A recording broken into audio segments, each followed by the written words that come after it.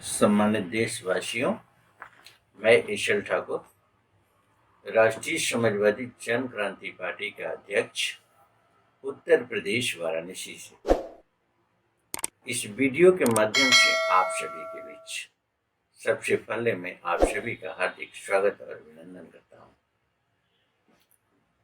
और सम्मानित देशवासियों, लोकसभा का चुनाव आरंभ होने जा रहा है। 2024 में लोकसभा का होने वाला चुनाव ये वास्तविक ऐसा चुनाव है जिस चुनाव से कि लोकसभा के अंदर नीतियां तय की जाती हैं। आपका प्रतिनिधि चुना हुआ लोकसभा के अंदर जाता है, तो हम क्यों न समीक्षा करें, तत्पश्चात हम अपना मतदान करें। जो भी प्रत्याशी आपके कंस्टिट्यूएंसी, आपके संसदीय क्षेत्र से चुनाव लड़ता है, चाहे वह छोटे चेहरे के रूप में हो, बड़े चेहरे के रूप में हो, छोटे दल का राजनेता हो या बड़े दल का राजनेता हो,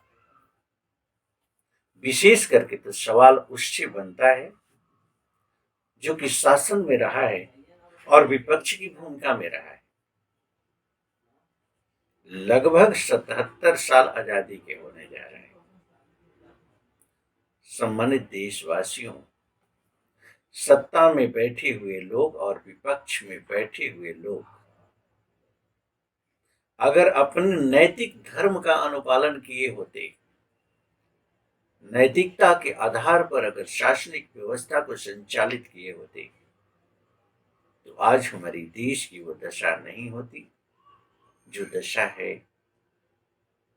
आइए हम इस चुनाव में सवाल पूछते हैं उन राजनेताओं से जो कि कांग्रेस के रूप में रहे हो, भाजपा के रूप में रहे हो, सपा के रूप में हो या बसपा के रूप में हो, शासन में रहे हो या प्रशासन में रहे हो।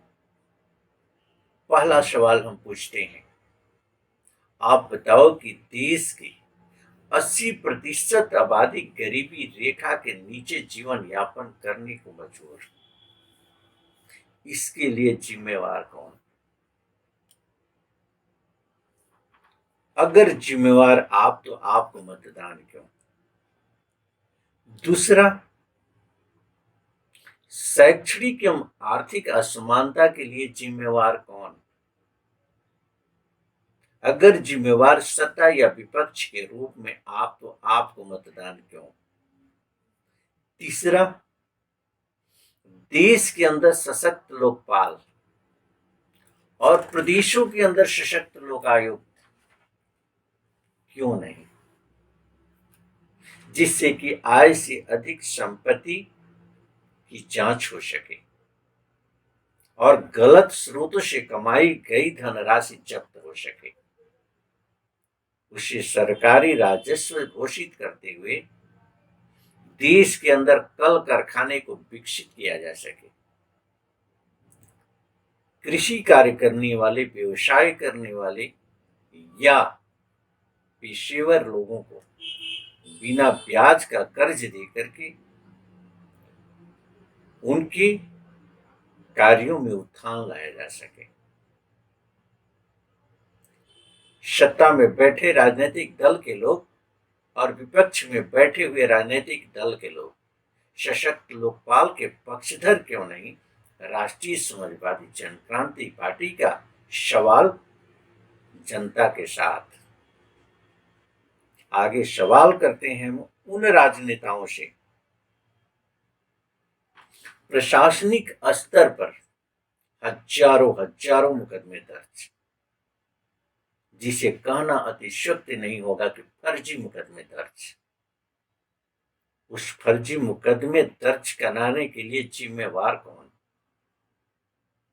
उस फर्जी मुकदमे के कारण न जाने कितने निरीह लोगों को अदालतों के चक्कर लगाते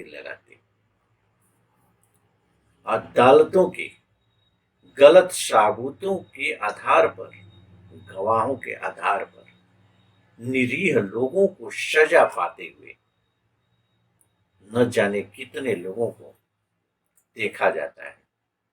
एक शब्द नहीं बोलता कोई राजनेता इस मुद्दे पर, चाहे वो सत्ता में रहा हो चाहे विपक्ष के रूप में रहा हो। राष्ट्रीय समाजवादी जनक्रांति पार्टी का प्रश्न, क्यों नहीं आवाज उठाई जाती इन तथाकथित राजनेताओं द्वारा जो शासन में हैं और प्रशासन में,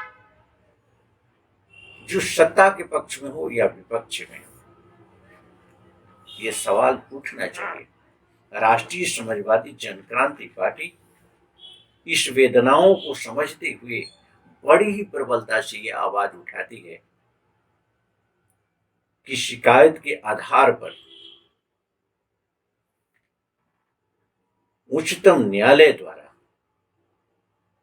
पहल करते हुए न्यायिक आयोग बना करके उसकी जांच होनी चाहिए और उस पर कठोर कार्रवाई होना चाहिए जो इसके लिए दोषी पाया जाता है। ये हमारी कानून में व्यवस्था है, लेकिन कानून में व्यवस्था होने के बावजूद भी उस पर अमल नहीं किया जाता है। इसके पीछे लॉजिक क्या है? इसके पीछे लॉजिक स्पष्ट शब्दों में है कि शासनिक व्यवस्था हमारी पूरी तरह से पंगु, प्रशासनिक व्यवस्था कहीं न कहीं से दोष युक्त है। हम न्यायिक व्यवस्था को वो आधार नहीं दे पाते हैं जो कि शासनिक व्यवस्था के अंतर्गत देनी चाहिए, प्रशासनिक व्यवस्था के अंतर्गत देनी चाहिए। संविधान और कानून के दायरे में अगर कहीं किसी तरह की कोई भी गतिविधियां होती है तो उसकी जवाबदेही शासन और प्रशासन के स्तर पर पहले होती है, तत्पश्चात अदालतों द्वारा समीक्षा होती है और संविधान के दायरे में, कानून के दायरे में डिसीजन होता है। मैं स्पष्ट शब्दों में ये कहना चाहता हूं कि राष्ट्रीय समाजवादी जनक्रांति पार्टी सर्वहितों के रक्षार्थ, व्यक्ति, समाज और देश के निर्माण को लेकर के एक प्रबल आवाज के रूप में आगे बढ़ रही है। हम जस्टिस के साथ है, अनजस्टिस के खिलाफ है। चाहे वो शक्ति किसी रूप में कहीं भी कार्यरत हो, अगर अनजस्टिस की पहल करती है, अन्याय संगत पहल करती है, तो उस शक्ति के विरोध राष्ट्रीय समाजवादी जनक्रांति पार्टी प्रबलता से आवाज उठाती है।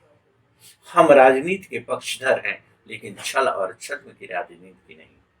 हम राजनीति के पक्षधर हैं त्याग, तपस्या और परोपकार की राजनीति के साथ।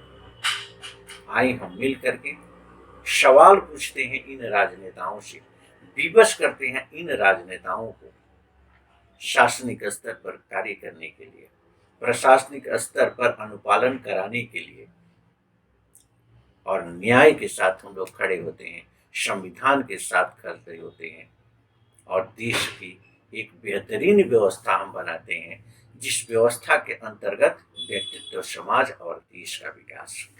नेक्स्ट दूसरे वीडियो में फिर बातें होंगी। तब तक के लिए आप सभी से मैं इजाजत चाहूंगा।